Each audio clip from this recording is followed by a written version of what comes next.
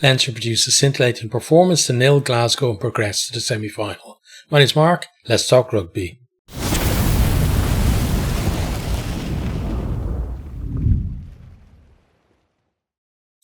Fantastic performance from Leinster in this one. It's the best they played in a long time. Kind of like harken back to that, that win against Toulouse a few years ago, maybe. It was, but I think it was even better than that, honestly. They're probably going back, to probably the last time they won this competition, honestly, is how good the performance was today, and it was funny starting off. Personally, I was hugely nervous coming into this game. It felt like, for me, the kind of nerves that you get like on the final day, because this is a fantastic Glasgow team, and don't let this results kind of dissuade you of that. They've performed against Leinster previously. It wasn't their day today. Obviously, a lot of top line players out, but even without those players, Glasgow have been doing really well too. And the game actually starts off, both teams feeling each other out early on. Glasgow trying to get to width and beat that Leinster blitz, and Leinster then looking to test Glasgow in the air. I thought the likes of Dobie actually did really well under the high ball, diffusing some bombs. And Glasgow, they came close a few times to, finding gaps early as well. And, how different this game would have been if they had have actually found one of those gaps and got themselves an early score. Leinster, though, they look to attack off a dominant scrum, but as they go wide, Glasgow drive them off the ball at the ruck, and then Darge turns over, and some real fight from Glasgow, in the early minutes. Leinster then win a penalty on the edge of 22. It's very kickable, but they decide they're going to go to the corner, because it really did feel like at that stage that, whoever got over for the first try could control the momentum of the game. Leinster then they go to the maul, but Glasgow do well to halt it. Then Leinster go to the backs, Barrett to Ringrose, and then it comes back to him, and he goes under the post, but we have a TMO check, and then we see there was a knock-on in the tackle from Ringrose as the ball was dislodged by Dobie's tackle. So, Glasgow then able to get rid of it after the scrum. Leinster, though, monopolising possession and territory, but Glasgow are keeping them out at this stage. And again, I felt like if Glasgow could weather this storm and get the first score, that would be a huge G up for them. We've seen it in games before, including games where Leinster have been involved, where a team are there, they're banging on the door, they don't get over. It looks like they're all over the other team. You don't see any way for the other team to get to relieve that pressure, and suddenly that team goes up the other end, they score, and the whole momentum just shifts in the game, and that's what I was feeling at that stage. But then Leinster, they surge forward again. Tommy O'Brien, who had an excellent game tonight, almost threw a gap. Then we have Furlong, Sneyman and McCarthy, and also Conan with powerful carries before they then spin it wide for Deegan to score in the corner. Prendergast converts from the touchline, 7 points to nil. I thought he was brilliant from the tee today as well. All around, Prendergast I thought was very good. Leinster then, they lose Conan to injury. He's replaced by Doris. That's a big blow for Leinster. Yes, Leinster have depth, but Conan, he's been in special form this season, and hopefully he's not out for too long. Glasgow then, they find some width and put a nice little kick in behind, and then they force Ringrose into touch. Nice little cameo as well from Prendergast, who just kind of controlled the ball as it was bouncing by him, and some nice hands from him, but ends up with a first attacking platform for Glasgow. Leinster's blitz, though, forced them to knock on, and then they're able to kick clear. Kyle Rowe then blocks a kick out wide. Then he beats Prendergast, chips over Barrett, but then the All Black wins the race to the ball on the try line, takes it over its own line, but then puts on some footwork and is able to clear. Gregor Brown Then he's pinged for playing Deegan's arm in the line-out, and Leinster go up the line into the 22, but Darge then nicks the line out against the head. And again, we're seeing good moments from Glasgow, but they're just not stringing them together the way Leinster did in the game. And then as Leinster look to attack, again, Salmon puts a big hit on Doris, but it's actually the Glasgow Warrior player who comes off the worst of that. And Doris bounces up, and he's winning a turnover not long after. Leinster, they turned Glasgow over 5 metres out on the right. Then they cross kick to the left. Kelleher steps back inside. They have numbers, but Hastings deliberately knocks it on. He gets a yellow card, and it's a penalty try, so it's 14-0 to Leinster. Then Prendergast breaks from his own 22, puts a kick in behind. Rowe wins the race to the ball, but he has to take it back over his own line. 5-metre scrum to Leinster. The scrum is solid, and James Gibson Park puts a lovely long pass out wide to Lowe, and Glasgow down on numbers. They can't cover him, so he goes over in the corner. Conversion missed, 19 points to 0. Leinster then strike off a line out just outside the 22. Nice cut-out pass to Keenan, and then he feeds Tommy O'Brien. He goes for the corner, then steps Stain and over to score. Prendergast converts for 26-0. Hastings then back on, but it was a very costly yellow card period for Glasgow, and already you're feeling like, they've got to get something on the board before half time to have any chance of coming back in this game. But Leinster come again off the back of strong carries from Doris and Lowe. Prendergast then puts a lovely little grubber between two Glasgow defenders, close to the line, in behind, and then Keenan gets there first to dot down, converted for 33 points to 0. Glasgow then trying to muster a response. Good carry from Matt Ferguson, but Barrett on fire at the breakdown, and he turns over another ball. But he does actually kick it out on the full, so the guy is, human after all. And Glasgow have a chance from line out into 22, but that comes to nothing, and halftime score is 33 points to 0. Into the second half then, the Warriors, a lot of the ball in the opening minutes of the half. Hastings sells a dummy, goes through a gap, but then as Glasgow move it into 22, Leinster get over the ball to win a penalty. Then Leinster turn Glasgow over again on the edge of the 22, and they move it. Ringrose steps and then fights his way to the line to score, converted for 40 points to 0. George Horn then goes quickly from a penalty, and they win another penalty. They kick that to the corner. Robbie Henshaw then comes on for his 100 cap for Leinster. Glasgow win another penalty for McCarthy collapsing the maul. Leinster get a warning at that stage, and even though the game is gone, you're thinking, okay, well, maybe Leinster get a yellow card, then Glasgow can at least get something on the board.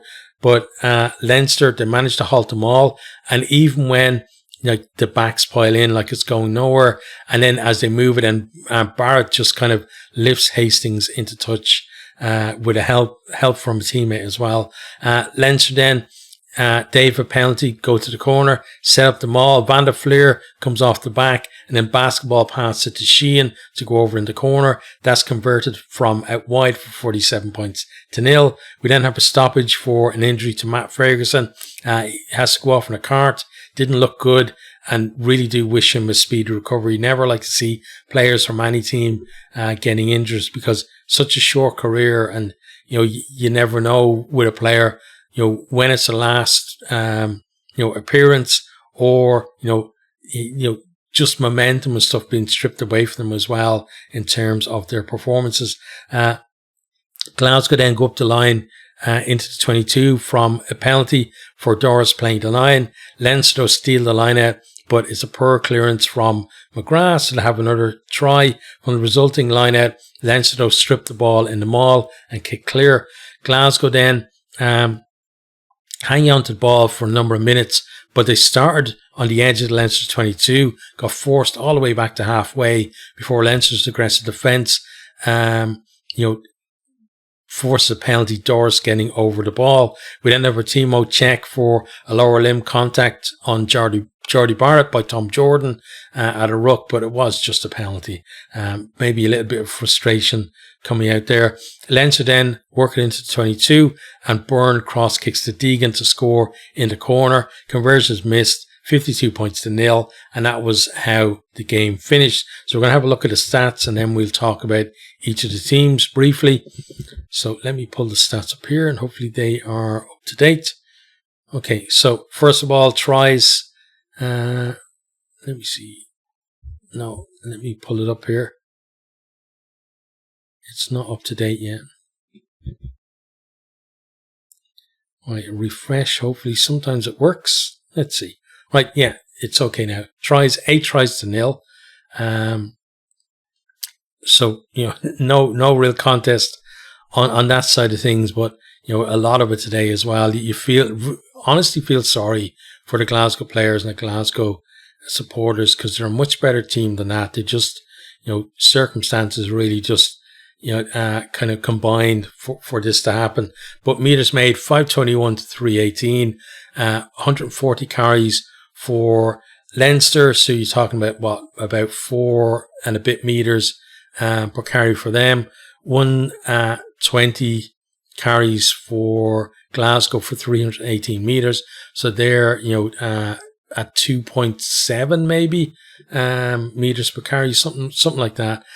Clean breaks then, 10 for Leinster, 5 for Glasgow. Defenders beaten, 27 for Leinster, 36 for Glasgow. But again, it's this whole thing of, Leinster, you can't just beat the first defender. You've got to beat the man coming in behind them, because that's the way the defensive system is designed, is that, they have shooters.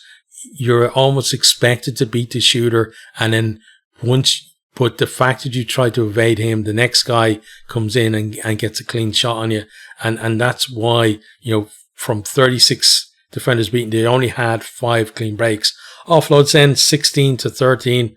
There's no individual stats available, but Sneeman must have had at least half of those Leinster offloads. Pass then 187 to 142. Possession 52 to 48. And territory 55 to 45. But certainly watching the game, it felt a lot more one-sided than that. I think, that second half where Glasgow had long periods with the ball without necessarily going anywhere, but staying, between the halfway line at the Leinster 22, probably even things out a little bit. Onto defence then, tackles made 140 to 148. Tackle success 73. That's normally where we see Leinster. Most defences would be aiming for, especially in this competition, somewhere around 80%. Like if you're in your domestically, you're looking for mid 80s. If you're in this competition, you're against better attacks, and you're looking for, somewhere around about 80, high 70s. But Leinster generally has 73. But again, a lot of that has to do with the shooters that they use. 75% for Glasgow is okay, but they needed something better than okay today. Turnovers 1 then, 11 for Leinster, 7 for Glasgow. I'd love to know how many of those Geordie Barrett got. Then on to set piece lineouts, 18 to 17. Leinster at 95% to 89 for Glasgow. Generally, if you ask me which team had the better lineout, I would say Glasgow. So that's again another big win for Leinster to come out on top of that. Scrums then, 3 for Leinster and 8 for Glasgow, and they both went 100%, but Leinster definitely had the nudge in the scrum. On to kicking then, so kicks from hand, 26 for Leinster, 24 for Glasgow. Leinster making 870 metres to 656. So, Leinster, I thought, again, getting better of the kicking duels, and kicks retained 5 to 3. So again, coming out on top of that. Onto the breakdown then. Rooks won 91 to 83. Rooks lost 1. That was the one I'm almost certain where Glasgow drove Leinster off the ball, but 5 lost by Glasgow. And then Rook success 98% to 92. 92 doesn't sound that bad, but generally you want to be at least 95% at your Rook. You want to be up there where Leinster are 96, 97, that kind of area. Then Mauls wasn't really a big game for Mauls, but 4 Mauls each. 100% success for Leinster, 50% for Glasgow, 4 maul meters gained by Leinster and 2 by Glasgow. And that was another telling factor because, again, if you ask me which team has the better maul, I would definitely say that Glasgow have. And which team have the better maul defence, again, I would say Glasgow too. But Leinster, when they were on it, they're on it, right? They did so well to halt those Glasgow mauls when they went to the corner, because Leinster, that's one area they've really struggled with this season is maul defence. Teams have got a lot of change out of them, but not on this occasion. Then penalty conceded, 9 by Leinster and 10 by Glasgow, and then that 1 yellow card as well for Hastings in the first half. Okay, so let's talk about the two teams. So first of all, Glasgow, that injury list coming into the game, missing the likes of Dempsey, Hugh Jones, Tuipulotu, and a few others as well, meant, they were at disadvantage obviously coming in. But I'm honestly not sure they would have gotten close to Leinster in this form. It really was a special performance from Leinster. But having said that, they never really fired a shot in the game. A tough experience for them. But, I think Glasgow, leaving this result aside, they can take heart from this year's performance in the Champions Cup. They won a knockout game in a Champions Cup for the first time. And teams don't just come out of nowhere to win this competition. It's always a multi-year venture. And, you look at Leinster, I remember, years and years ago as a Leinster fan, and looking on, with a little bit of envy, but also because I cheer on all the Irish provinces anyway, just cheering on Munster to win crowns. But Leinster, around that time, maybe a year or two after, Munster were winning their first, Heineken Cup, that, Leinster were beginning to build towards it. But it took a long, long time for Leinster, and it was only really, Rocky Elsom came in that 1 year, and look where he is now. We won't talk about that though. But, come in that 1 year, and Leinster went from a very talented side that would always, or it's better to say, would never turn up on the big occasions, right? A team with the likes of Brian O'Driscoll, Darcy, etc. in it, Contepomi, and, not turning up in the big games, in the knockout stages, and then suddenly they win the competition. And once you get the first one, then, it feels easier, I think, to get back to finals and to lift the trophy again. And we've seen that with a lot of teams, where teams will have success, not just winning one Heineken Cup or Champions Cup, but winning maybe 2 or 3 in a short space of time. Toulon won 3 on the bounce. At Saracens winning multiple finals as well in a short period of time as well. So it's not about just suddenly turning up in the knockout stages and you're going to progress to the final. It just doesn't happen. Maybe it will someday, but generally it doesn't happen, right? So for Glasgow, the thing to remember is, again, it's a multi-year thing, and this really is the first year that they displayed, the ability to compete in the pool stages properly and in the knockout stages as well, by winning a knockout game and progressing. So, now what the task for Glasgow is next year is to get through the pool again and then win another knockout game, and maybe it's only get back to a quarter final. Maybe they'll progress to a semi-final, but they've got to, they've got to build on this year. They can't just go from getting to a quarterfinal this year to then not getting out of the pool next year. They've got to be planning on that. And I think as well, when you look at, Glasgow, they suffered a heavy defeat, 76 points to something against Leinster in, a quarterfinal, domestic quarterfinal, a few years ago. And that really was a catalyst to them, to actually go on and to eventually win the URC then, after that. And, today has to be the same kind of thing for them because they're too talented a group of players not to come back, I think. And I'm hoping that that's what happens with Glasgow. Now, on to Leinster then, amazingly haven't conceded a point in the knockout stages yet. And I do say yet because they definitely will. But it's 200 minutes. So that's back to halftime in the bad game, since they've conceded a point in this competition. So that is fantastic. Like, you can see that, that switch to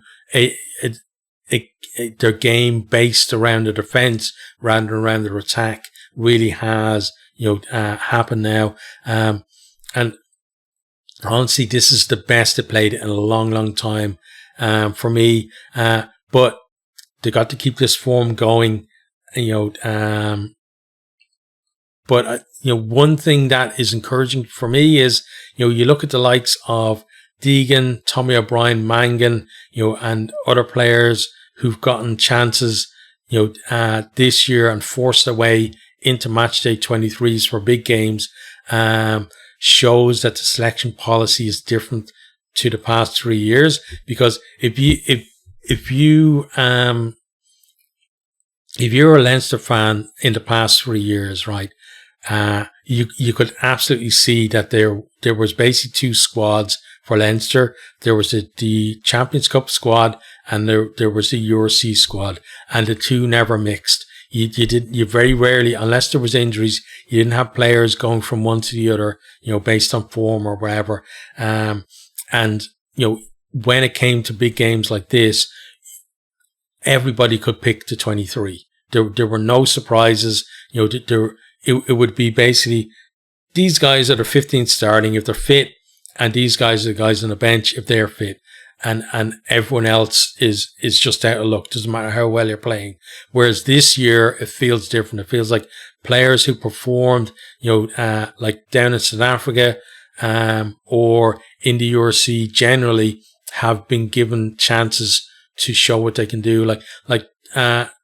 Tommy O'Brien would not have been in the match day 23 last year just based on how well he was doing in the URC. But this year he got a chance and he showed, today that he could step up to this level as well. So I think, that's brilliant to see.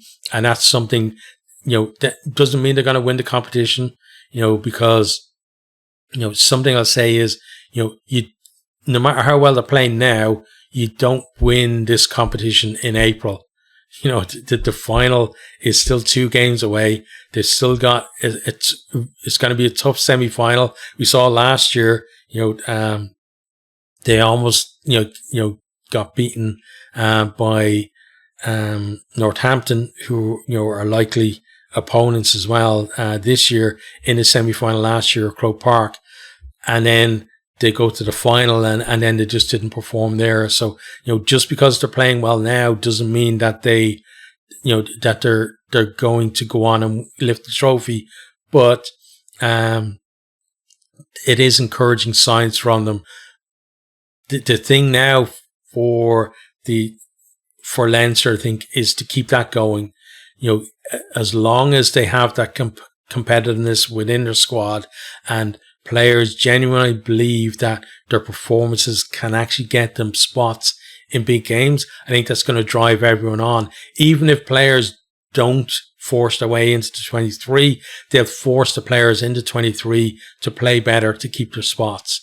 And that's what Leinster have been missing for a number of years. Again, it doesn't guarantee them anything at all, but it is encouraging to see. So, again, commiserations to Glasgow. You're a much better team than this performance showed. I hope all of your injured players, get back soon as well. I wish, Matt Ferguson as well a speedy recovery, because that looked like, a bad injury that he had. Hoping from a Leinster point of view as well that Conan's injury isn't too bad either, and wish him a speedy recovery. But for me, it was an enjoyable game of rugby, and sure, from neutrals, seeing a one-sided game maybe not as exciting, but again, Leinster, I think, showing that they're definitely one of the favourites for the competition, but we may change our minds when we see how well the other teams play over the rest of the quarterfinals. But that's it from me on this one. So let me know what you think down in the comments.